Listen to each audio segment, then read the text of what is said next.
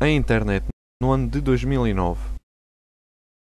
Nós enviamos e-mails, fazemos ligações pela internet, discutimos tópicos que nos interessamos, até os nossos bancos se tornam virtuais.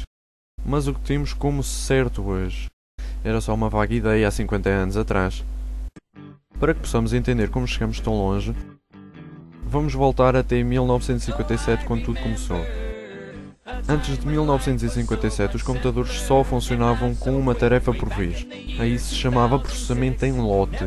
Claro que isso era basicamente ineficiente. Com os computadores a tornarem-se maiores e maiores, eles tinham de ser armazenados em quartos especialmente refrigerados. Mas então os programadores não podiam trabalhar mais diretamente nos computadores. Os especialistas foram chamados para os proletários. Programar na época significava muito trabalho manual e a ligação indireta com os computadores levava muitos erros, gastando tempo e destruindo os nervos aos programadores.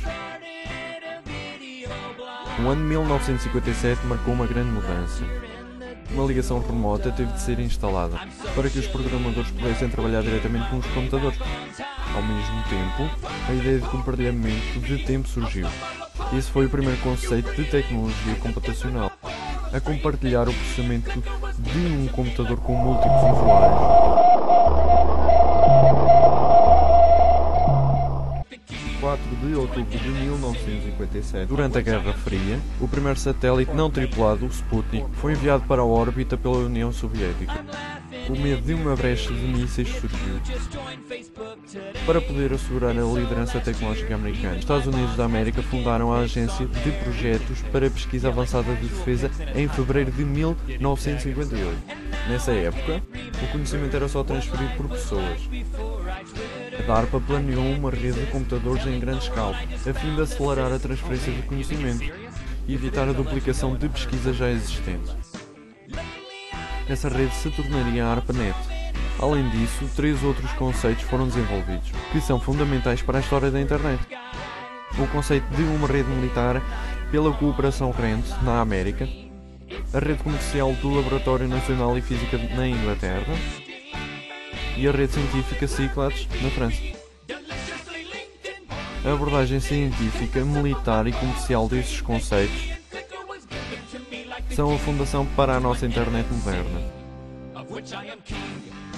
Vamos começar com a ARPANET, a mais familiar dessas redes. O seu desenvolvimento começou em 1966. As universidades eram geralmente bem precavidas sobre o compartilhamento dos seus computadores. Sendo assim, pequenos computadores foram colocados na frente do mainframe e esse computador, com o processador da interface de mensagens, tomou o controle das atividades na rede, enquanto o mainframe era apenas responsável pela iniciação dos programas e arquivos de dados. Ao mesmo tempo, o IMP também servia como uma interface para um mainframe. Como apenas os IMP estavam interligados na rede, se foi também chamado de subrede IMP. Para as primeiras ligações entre computadores, o grupo de trabalho de rede desenvolveu o protocolo de rede. Mais tarde, o NCP foi substituído pelo mais eficiente protocolo de controle de transmissão, TCP. A característica específica do TCP é a verificação de transferência do arquivo. Vamos dar uma breve volta à Inglaterra. Uma vez que a rede NPL foi desenvolvida numa base comercial, muitos usuários e transferências de arquivos eram esperadas. Para evitar o congestionamento das linhas, os arquivos enviados foram divididos em pequenos pacotes, que eram reunidos novamente no destinatário. Assim nasceu a comutação de pacotes.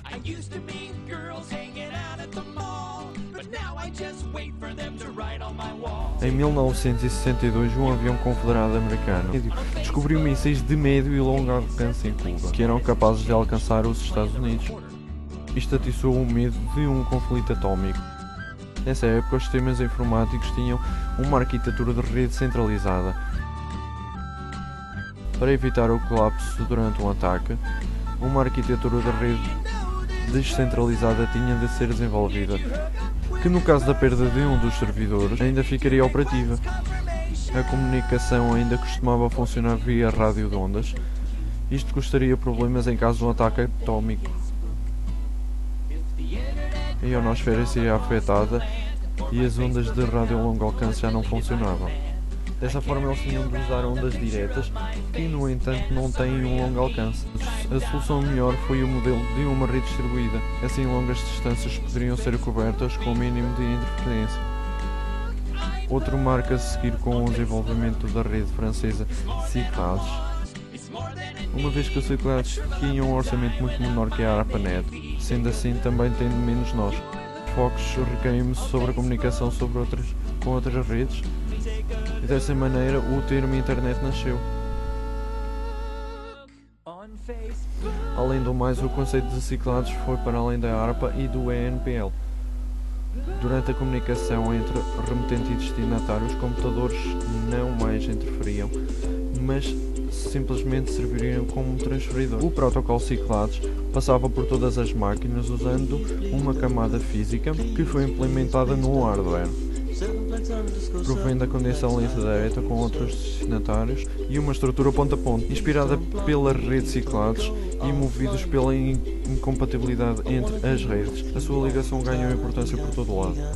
As companhias de telefonia desenvolveram o protocolo X.20, que permitiu a comunicação através dos seus servidores, em troca de uma cobrança mensal, é claro. O protocolo de controle de transmissão da ARPA foi usado para ligar os computadores através de gateways.